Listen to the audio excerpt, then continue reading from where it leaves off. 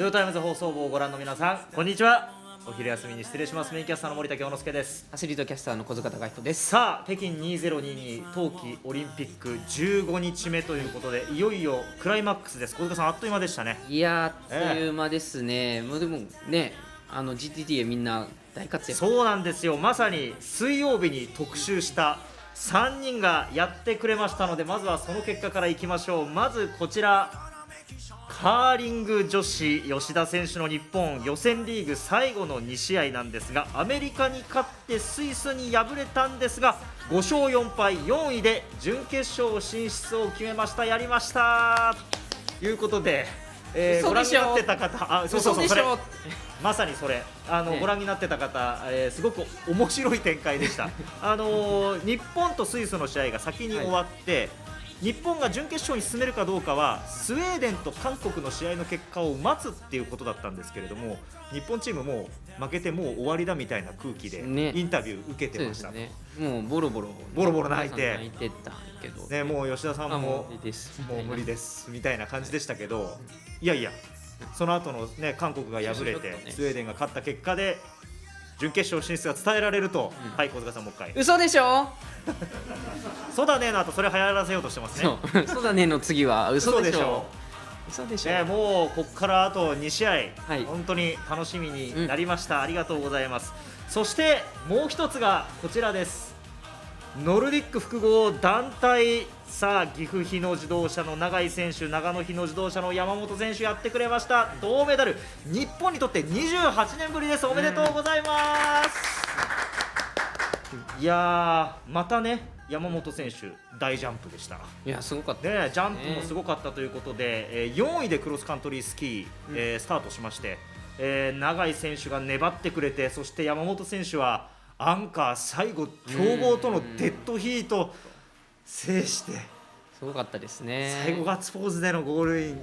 やーよかったですね。キングオブスキーってね特集しましたからね、はい、そこにちょっとずつ戻っていってるという。永井さんベテランで3大会目で5位4位、今回銅メダル届きましたよ、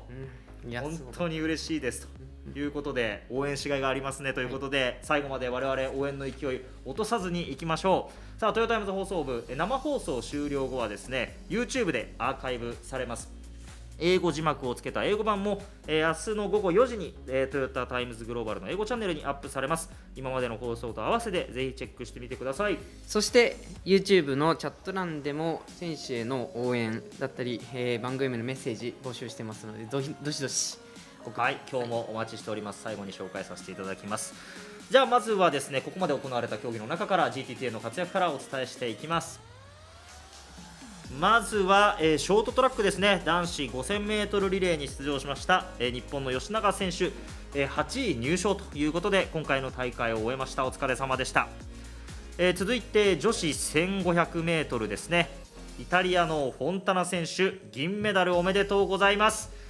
シルバー、ゴールド、色は関係ない、光っているものが好きなんですと SNS に投稿がありました。今大会3個目のメダルなんですが、これ通算11個目でショートトラック史上最多をさらに更新しました。そしてなんとショートトラックに限らずですね、イタリアで最もオリンピックメダルを取った女性アスリートになったということで、本当にすごい快挙です。おめでとうございます。そしてドイツのサイデル選手は残念ながら失格となってしまいました。さあ次行きましょう。クロスカントリースキーですね。男子チームスプリント、クレボ選手のノルウェーが金メダル獲得、今大会4つ目、金は2つ目、おめでとうございます。この後、特集しまして、今日のまさに主役といった感じですのでお楽しみにしていてください。そして女子の方はディギンズ選手のアメリカが5位入賞ということでした。続いて昨日は夜遅くまでありましたフィギュアスケート、女子シングルフリーが行われまして、アメリカのアリサ・リュウ選手トータル7位入賞ということになりました。彼女にとっては初めてのオリンピック、言葉にできないほど最高に幸せ、今までの人生で最高の時間というふうに喜びのコメントがありました。以上、ここまでトヨタアスリートの活躍をお伝えしました。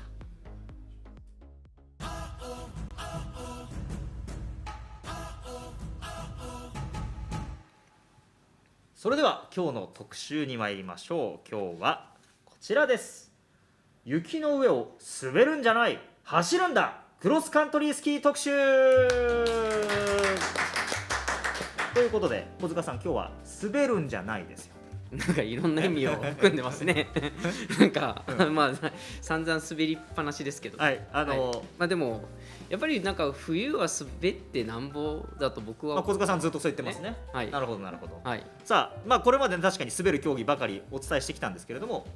タイトル通り今日は走るんですと。しかも雪の上を、それがクロスカントリースキーですということで、まずはクロスカントリースキーに出場する GTTA3 人を紹介していきましょう。こちらです。日本から長野日野自動車所属の小林千佳選手、そしてアメリカからジェシー・ディギンズ選手、ノルウェーからヨハネス・ヘスフロト・クレボ選手ということで、ディギンズ選手とクレボ選手、何度もメダル獲得お伝えしていますけれども、この終盤に来てもですね、まだ種目が残ってますから、小林選手含めてメダルの期待かかってますということで、今日やっていきましょう。でクロスカントリースキーという競技自体はちょっと日本ではあまり正直馴染みのない競技かもしれません。小塚さんはどうですか、どれぐらいご存知ですか？まあそうですね、なんかスキー板をこう履いて、こうなんか長距離をこうなんか森の中をこう駆け抜けていくイメージなのかな。はい、その通り、駆け抜けていく、走るんですよ。はい、はい、でクロスカントリースキーをですね、一言で表すと雪の上を走る競技と。走るんですね。要は雪の多い地域の、ある意味移動手段がそのままスポーツになったようなのがクロスカントリースキーなんですけれども、アルペンスキー、別のスキーの競技でいくとアルペンスキーがありますけど、アルペンスキーは傾斜のある雪をこう上から下に滑り降りるんですけど、クロスカントリースキーでは平地だったり上り坂下り坂があるコースを進むんで、どっちかというとただこう滑り降りていくんじゃなくて走るとか歩くとか、そういう動作が多いということなんですよね。確かにこうクロスカントリースキーこう見てると、なんか腕も使ってこう陸上と同じようなこうなんかこうやって走ってる、そういうシーンもありますね。イメージもありますよね。で前に進む時っていうのは手に持っているストックですね、これも使うんで、腕の力っていうのも正直こういうシーンよく見るじゃないですか。でこのストックっていうのはアルペンのスキーよりも長いものを使って、で板もアルペンと違ってエッジがなくて重さも半分以下、ちょっと軽いものを使っていると。でちょっとここなかなか知らない方も多いかなと思うんですけど、走り方が2種類ありまして、種目によって、走法というのが決まっているんです。ちょっとこちら、これがまず今日皆さんにも覚えていただきたいポイントなんですが、左側、まずはクラシカル走法というものなんですが、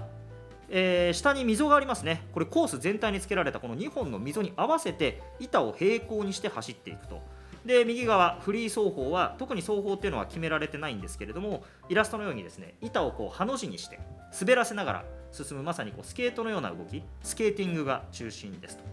でそれぞれの走法で用いる板とか靴も違います。でその走法に距離の要素が加わっていきますので、クロスカントリースキーというのは男子6種目女子6種目の全部で12種目あるんですということで、こちらにちょっとまとめてみました。ずらどうでしょう。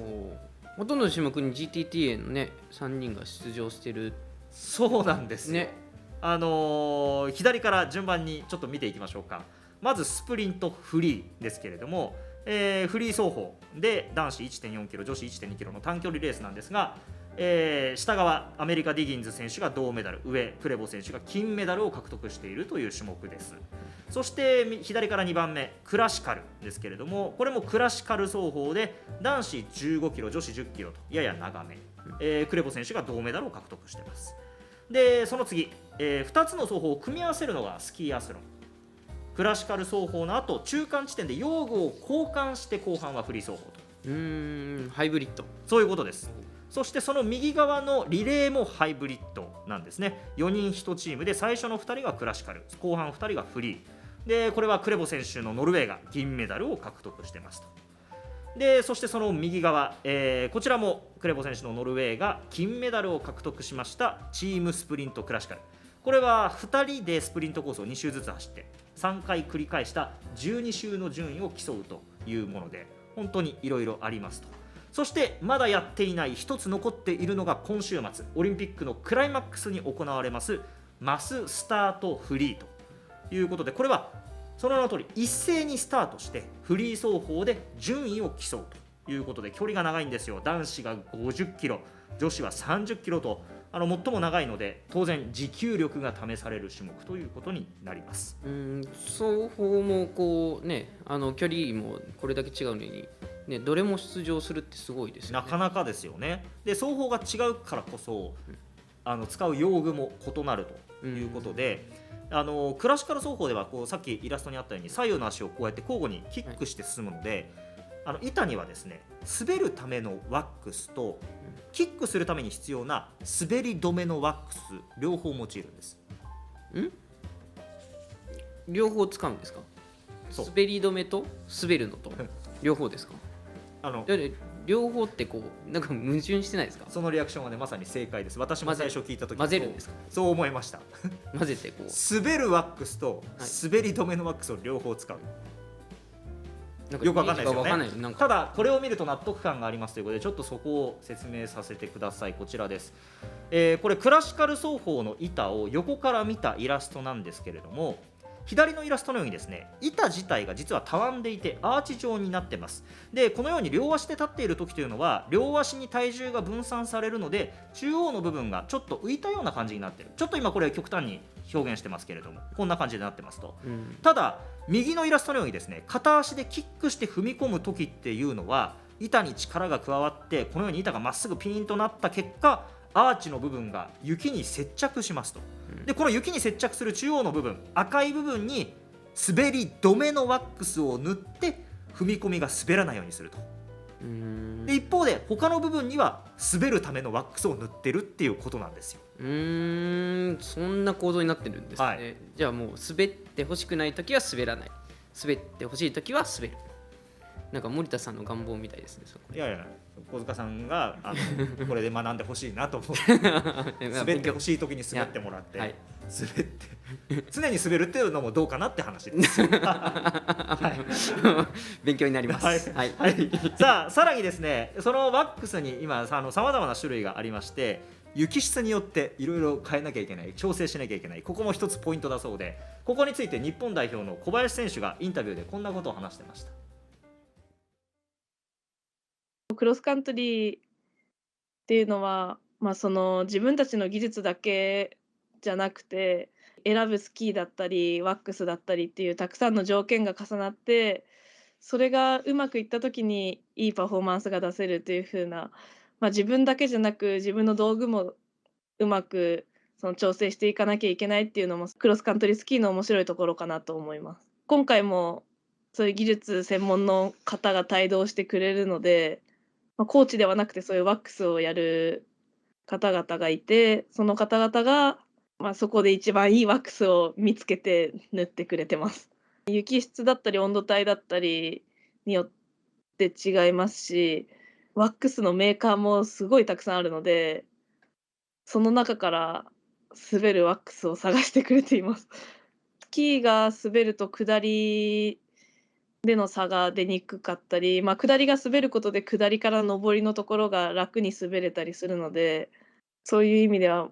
滑ってなんぼというか滑った方がいいですね。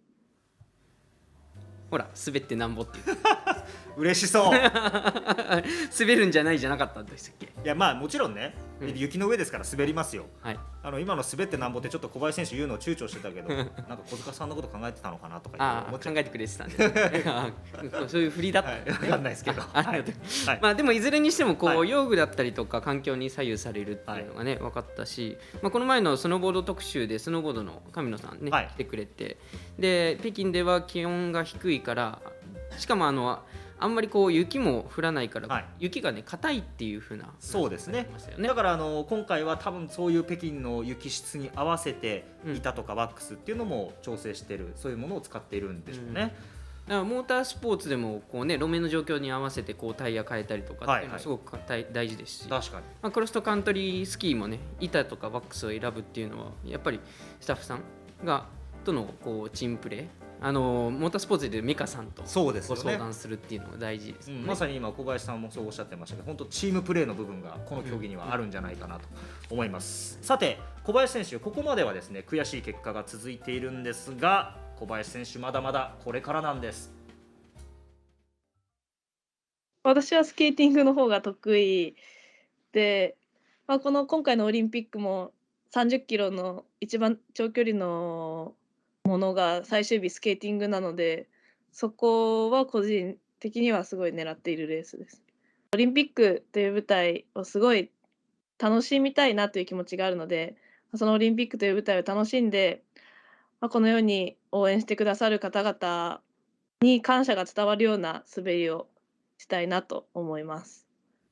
前回のトヨタグループ特集で紹介した長野日野自動車で普段一緒に働かれている人事部の山田さんもですね、とても真面目で素直で競技に熱い思いを持っていて応援したくなる人柄だというふうにおっしゃってましたけれども、まさにこのインタビューさせていただいた時も何度も応援してくれる人たちへの感謝をですね言葉にされていて、すごく私たちも本当に応援したくなりました。そして今おっしゃっていたように最も得意という30キロ、さっき紹介しましたマススタートというのが最終日20日に行われる予定ですので、ぜひ皆さん一緒に応援しましょう。さあそしてですね、その同じ女子種目で戦っているのが、先ほどから何度も名前が出ていますアメリカのジェシー・ディギンズ選手です。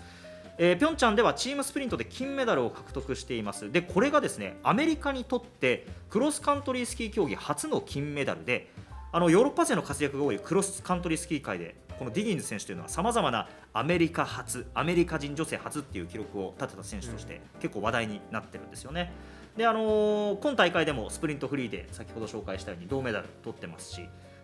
スプリント個人競技で初のアメリカ人メダリストになったということなんです。ちなみにですね、普段乗っている愛車はラブ4、ハイブリッドなので、よく、なんかインスタとかで見かけるんですけど、よくチェックしてます、よくチェックしてますよ。もちろん SNS 担当としてもちろんです。GTTA に加わった日も、こんな投稿されてました。長い間インスピレーションとモチベーションをもらっていたチームトヨタのアスリートに自分も加わることができて光栄です。トヨタの一員となれること、そしてモビリティカンパニーとして世界中の人々を新しい場所、最高の瞬間に連れていく手助けができることにとても興奮しています、と投稿してくれてます。なかなか興奮度合いが伝わってくる写真ですし、投稿ですね。さあそしてディギンズ選手の次いきましょうか、3人目の GTTA なんですが、クロスカントリースキー発祥の地ノルウェーのクレボ選手、21歳で出場したピョンチャンではクロスカントリースキーで最年少のオリンピックチャンピオンになっただけでなくてですね、3つの金メダルを獲得しました。そしてですねワールドカップ、ツール・ド・スキー、世界選手権、オリンピック、この全てで優勝した史上最年少の男子選手ということで、まさにもうレジェンドのような存在なんですが、今回のオリンピックでも出場した5種目の中で金2つ、銀、銅それぞれ1つずつ、もうすでに4つのメダルを獲得している選手なんですね。すごいですね。なんかそれだけこうかけると首凝ってきそうですよね。そう夏もいましたね、アメリカのケイレブ・ドレッセル選手みたいにもう首が取れちゃうんじゃないかぐらいにメダルが大量に集まっている選手ということで、もうすでにピョンチャンと合わせて7つもメダルを持っているということなんですが、そんなクレボ選手に大会前に、話を聞くことができました。ご覧ください。Hello, my name is Johannes Kræbo, and I'm a cross-country skier living in Trondheim, which is a city in Norway. I started skiing when I was 2 years old, and I think that was pretty much where it all started. I got some pair of my skis from my grandpa, which gave it to me for Christmas, and the day after we went out and tried them on, and since then he has been my coach, and we have been training a lot, and skiing has pretty much been the main thing I've been doing for my whole life. For sure that season was pretty special. I had a really good ski season, and I also had in cross-country skiing you also need to have pretty good team around you to also could help you with the right wax on the skis to have the best speed on it. And I think in Pyeongchang we had pretty much everything. I had pretty good shape, and I also had the really good skis. Technique and the speed has been my advantage for the last couple of years. And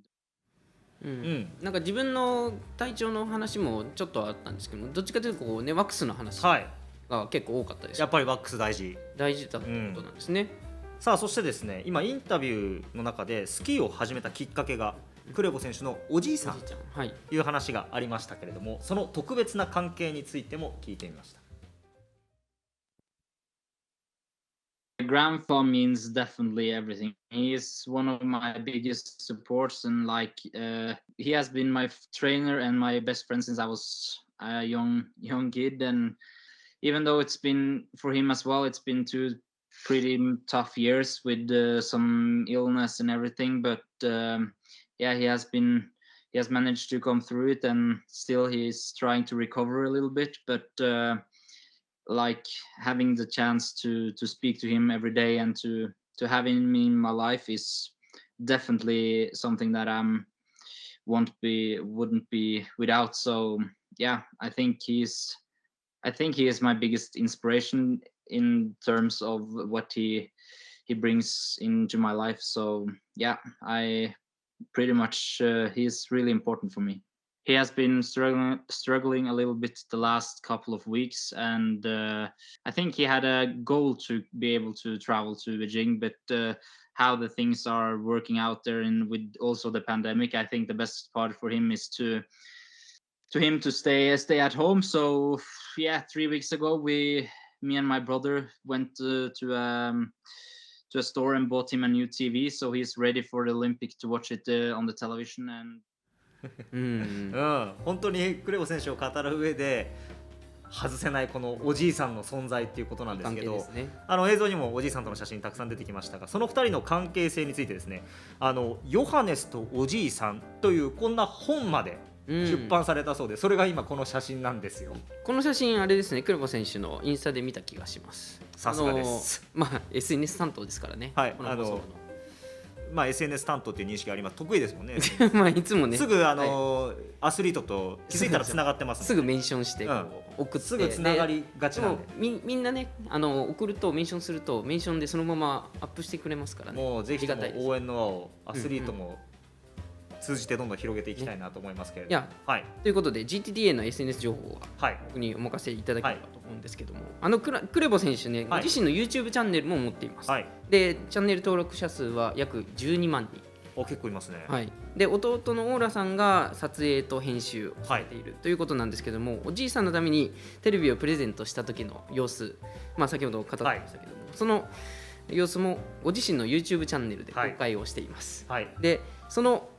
クレボ選手の許可もいただいてですね、今回はその映像を編集して、お届けします。På en elbutikk, og så skal vi kjøpe en 65-tommers TV til han. Det trenger han. Han begynner å se dårlig, han begynner å bli gammel, og han trenger å følge med på skirenn. Så det er det vi skal gjøre. Så tror jeg vi bare hopper i bilen, og så skal jeg springe inn til lommeboka mi, og så er vi klare til å gå om 2 sekunder. Tror du morfar blir glad da? Ja, vi må jo tro det. Jeg håper det. Han bør jo det. Ja, det blir spennende å se, altså. Jeg gleder meg. Han er med godt mot, da. Det kan sies. Han begynner å kvikne til sakte, men sikkert igjen. Og det er godt å se. Så er det jo, nå har han holdt på å snakke. Husk på, det blir jo OL i vinter, det blir World Cup, det blir skirenn, og han skal stå og følge med på alt det der. Så det er klart, for han så må han se godt. Minuset er faktisk at det er mormor som mener at det ikke er plass til en 65-tommers TV. Det gikk akkurat. Husk på, jeg har da Toyota. Den tar plass alt, den Toyotaen her.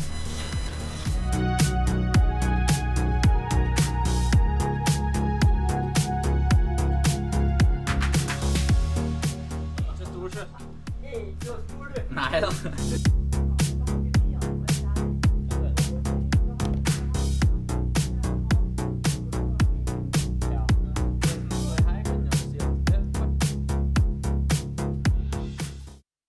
いや、いいっすね。本当にね、おじいちゃんもね。みたいな。しかもおばあちゃんのことも気遣って大きすぎないかなとか。大丈夫かなとか。ね、兄弟2人で届けに行ったっていうサプライズでしたけども、おじいちゃん本当に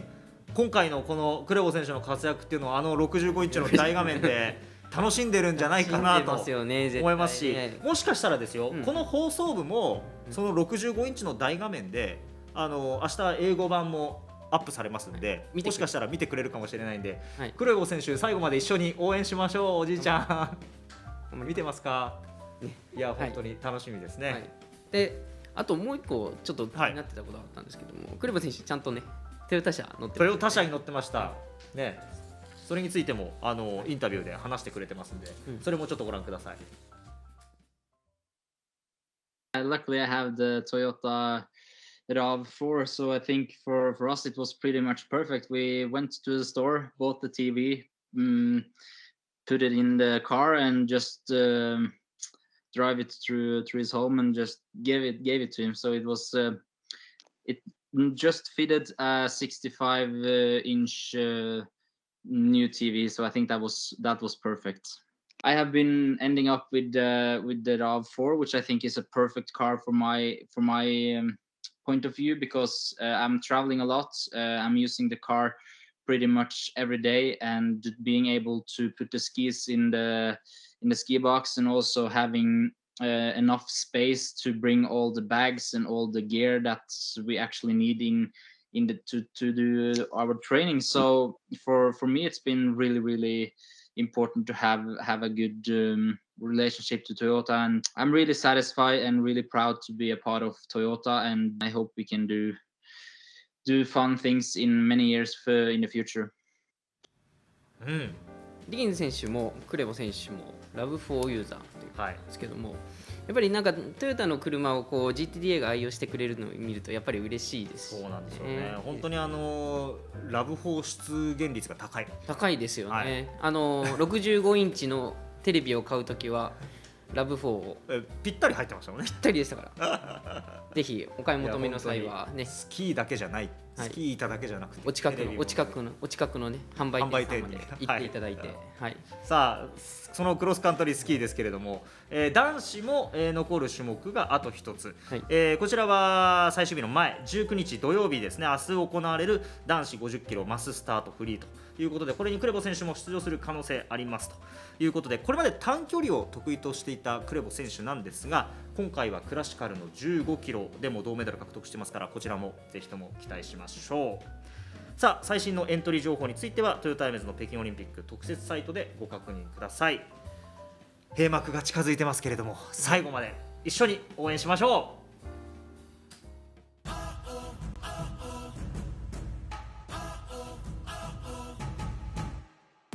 さてここからは、GTTA の出場競技予定を紹介していきましょう。これが最後になりますかね。まずはこちら、フィギュアスケートのエキシビションが最終日の20日に行われます。男子の、金メダリストアメリカのネイサン・チェン選手、そして銅メダリスト日本の宇野昌磨選手、さらにアメリカのアリサ・リュウ選手が出演予定となっています。これについてはですね、地上波の中継があります。20日テレビ東京系列で午後1時から放送を見ることができます。さあそして続いてカーリング女子ですね。冒頭にお伝えしました吉田選手の日本ですが、今夜ですね、再び最後に戦ったスイスとメダルをかけた準決勝、これに勝つとですね、20日日曜日の決勝に回って初めての金メダルを目指します。そして今夜負けた場合もですね、明日の3位決定戦で2大会連続の銅メダルを目指すことになります。そして日本が出場する試合は地上波の放送があります。NHK の E テレで今晩午後9時から放送があります。そして3位決定戦については地上波の予定が未定なんですけれども、明日の午後9時からということで、こちらウェブ等で情報をチェックしてみてください。決勝に進んだ場合は NHK 総合で朝10時から、試合の模様を見ることができますので、最後まで応援よろしくお願いします。続いてボブスレーですね、カナダのアッピア選手女子2人乗り、こちら今夜1本目と2本目、そして明日3本目と4本目を滑ってこの大会を終えることになります。地上波はありませんが五輪 JP などオンライン配信が今晩と明日いずれも夜9時からあります。アッピア選手探してみてください。そしておしまいにクロスカントリースキーですね。今日特集しましたけれども、明日ノルウェーのクレボ選手男子50キロマススタートフリーに出場する可能性、そして20日の最終日に、日本の小林選手とアメリカのディギンズ選手女子30キロマススタートフリー、小林選手はこれが得意とおっしゃってましたから、ここに期待してください。ちなみに明日の男子については NHK オンラインか五輪 JP で午後3時から、そして20日の女子については地上波 NHK 総合で午後3時から、試合の模様を見ることができますのでお楽しみにしていてください。これらの結果については次回のトヨタイムズ放送部でお伝えしてまいりますし、それらの結果についても、トヨタイムズの特設サイトをチェックしてみてください。それから普段我々が紹介している SNS にね、各選手戦い終えた後に、感想とか、最後の結果報告などをしてくれてますので SNS もぜひチェックしてみてください。さあ、そして北京オリンピックは今週の日曜日20日が何度もお伝えしているように最終日となります。最後までトヨタアスリートを応援したいんですが、その翌日のですね21日月曜日の12時が放送部にとってのオリンピック編最終回ということになります。北京オリンピックの総集編はこちらです。モーグル堀島行真選手生出演。北京に挑んだ GTT へ掴んだのはメダルだけじゃないということで、初めてですね、メダルを取ったばかりの現役アスリートがスタジオに来てくれます。その場でここに来てくれる。ここに来てくれる。ああ、いいですね。何を語ってくれるんですかね。正直ですよ、昨日ちょっとだけ先に話聞いたんですよ。打ち合わせぐらい。打ち合わせでね、もう楽しみっす。今まだ言えないです。もう聞きたいことが山ほどある。どんな回になるんでしょうね。楽しみですよ。いろいろね持ってきてくれるものもありますし、あれとか持ってきてくれるのかな。あれとかね、あれとかあれとかあれとかあれとかあれとかあるし、盛り上がること間違いなしですよ。楽しみですね。いや本当にちょっと今から質問ね、皆さんも一緒に、皆さんも本当にコメント欄でどんどん質問できると思いますので、ぜひとも月曜日ご覧になってください。ということで、今日もたくさんコメントいただきましたかね。はい、コメントいただいております。お願いします。中国トヨタオリパラ部の皆さんからいただいております。ラブ4 1V も今回大会車両。確かに。だから、アスリートの皆さん乗ってくれてますし、乗ってくれてる大会でもそうだし、そう大会でも大活躍と。やっぱり雪山 SUV ですねっていうコメントも来てますね。で、ヨハネスが大人気だ。いやー、ちょっとかっこいいっすよね、正直。やっぱりね、いいですね。なんかやっぱりこうなんかチームでみんな頑張ってんだなっていうのをすごく今回感じる、そんな回だったかな。はい、そうですね。ちょっともう本当今日入れてあと2回しかないんで、ちょっと寂しさもありますが、最後にとんでもないゲストが来てくれるんで、最後までぜひともお付き合いいただきたいと思います。今日も皆さんお付き合いいただきましてありがとうございました。トヨタイムズ放送部、ここまでのお相手は森田京之介と小塚貴彦でした。それではまた月曜日にワントヨタ。次ラストだよ。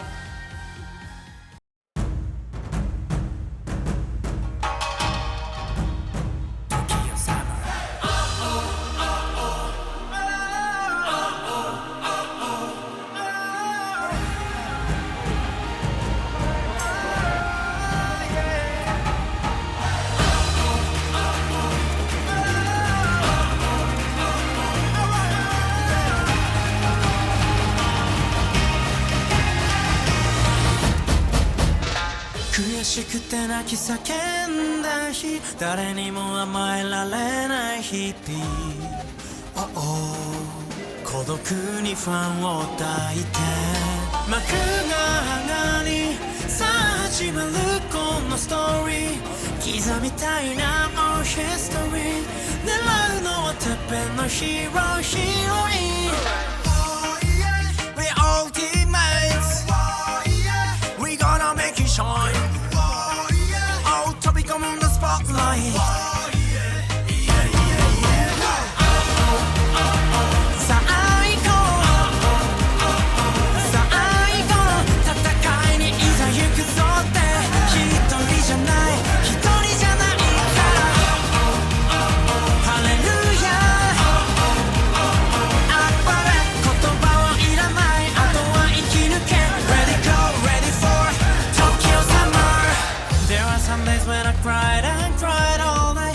Some days that I couldn't show myself, with loneliness in my heart. We all teammates, we gonna make it shine.